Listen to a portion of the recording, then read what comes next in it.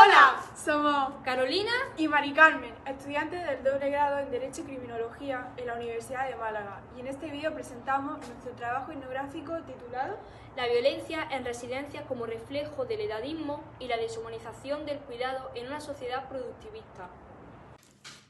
Respecto a la contextualización, este estudio etnográfico sobre la violencia contra los ancianos se enfoca específicamente en un lugar bien definido, la residencia. Dichas instituciones son cruciales en cómo cuidamos a los ancianos, sociedades que envejecen, siendo lugares donde se manejan los cuerpos, tiempos y necesidades de un grupo verdaderamente vulnerable. Actualmente vivimos en una sociedad que está enfocada en la producción, prioriza la eficiencia, el rendimiento y la optimización de los recursos. Las personas mayores a menudo terminan en posiciones de dependencia y sin productividad social. Esta idea fomenta el edadismo y prácticas de cuidado que son inhumanas, que aunque no siempre se muestren también abiertamente como violencia, crean formas de maltrato silencioso e institucionalizado.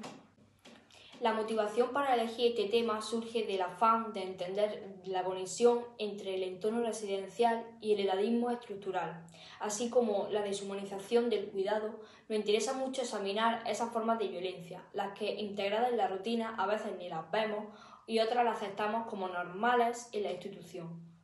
Claro, meterse en esto es un lío, porque la privacidad de los datos, la confidencialidad, el silencio que cubre el maltrato a los abuelos, todo esto dificulta llegar al fondo y conseguir datos.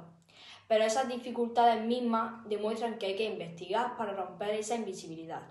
Entonces, hemos intentado crear una etnografía seria basada en observar, escuchar y respetar a la gente involucrada. El enfoque central de este estudio se centra en descubrir las acciones diarias.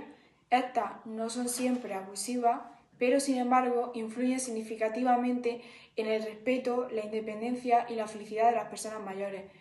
Examinando las conexiones entre auxiliares y residentes junto con factores estructurales como la rapidez, la falta de personal y los recursos escasos, se intenta entender también cómo se generan entornos que en ocasiones se da una cierta falta de humanización.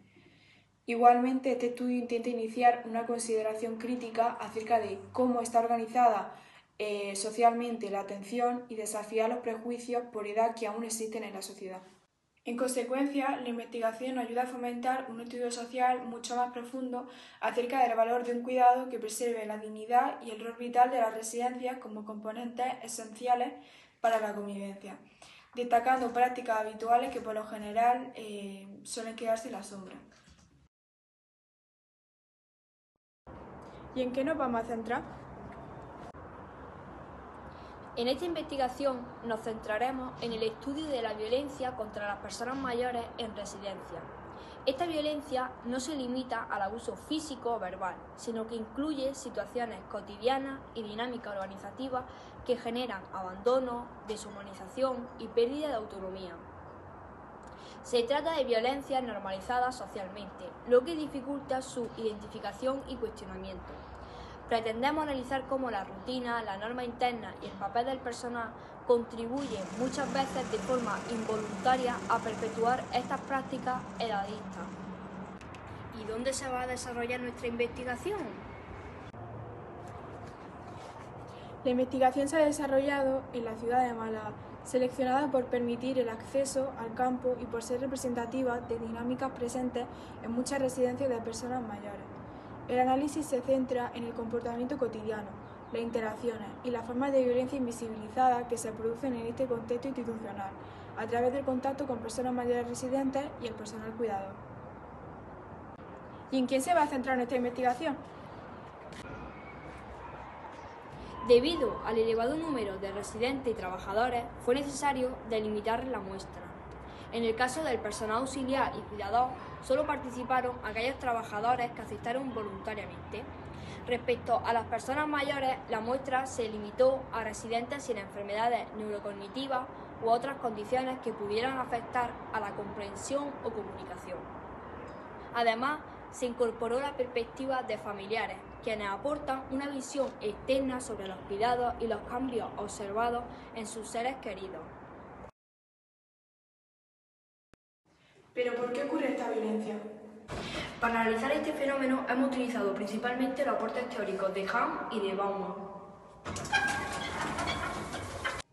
Por un lado, Hannah ayuda a entender la idea de violencia estructural y silenciosa, una violencia que no necesita golpes, insultos, porque se ejerce a través de la organización del tiempo, la presión por eficiencia y la deshumanización de las relaciones. En la residencia, esto se traduce en cuidados mecanizados y falta de atención personalizada. Por otro lado, vamos a explicar cómo la sociedad moderna valora a las personas según su utilidad y productividad. Desde esta lógica, las personas mayores pasan a ser vistas como cuerpos dependientes que deben ser gestionados. Las residencias se convierten así en espacios de control, donde se regulan los horarios, los cuerpos y las decisiones, reduciendo la autonomía de los residentes. Ambos autores nos permiten entender que la violencia hacia los mayores no es un problema individual, sino el resultado de un sistema social que margina aquello que no produce.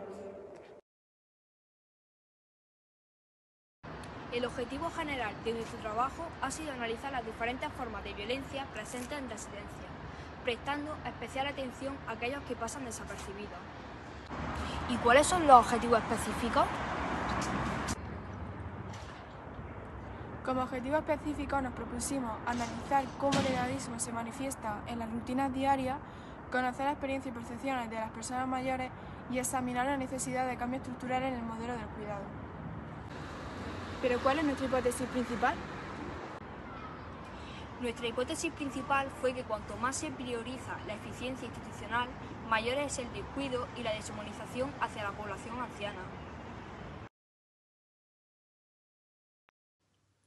Para llevar a cabo esta investigación utilizamos una metodología cualitativa apropiada del enfoque etnográfico.